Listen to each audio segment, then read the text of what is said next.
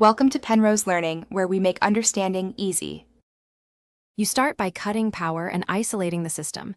This prevents electrical damage and clears temp faults. Unplug the power brick and console, then wait 10-15 seconds so capacitors discharge fully.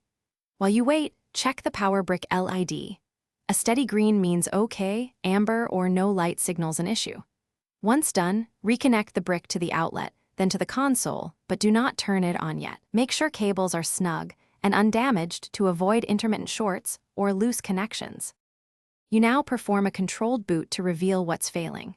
Hold the eject and sync buttons while powering on to force diagnostic responses.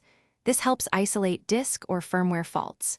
If the dashboard won't load, prepare a USB with the official offline system update and apply it. That often resolves corrupted OS files. While booting, listen for unusual fan noise or grinding in the drive and confirm a stable HDMI signal. If audio/video is absent, swap the HDMI cable or try another TV to rule out display problems. You finish by addressing the specific fault. Swap the power brick or HDMI cable if tests pointed to them and boot again. If software corruption remains, back up your saves to cloud or USB, then perform a factory reset. This restores stability but erases local data.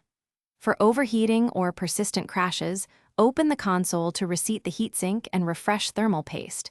This improves contact and cooling. Troubleshooting tip: if problems persist after these steps, test components in another working Xbox or consult a professional to avoid voiding warranties.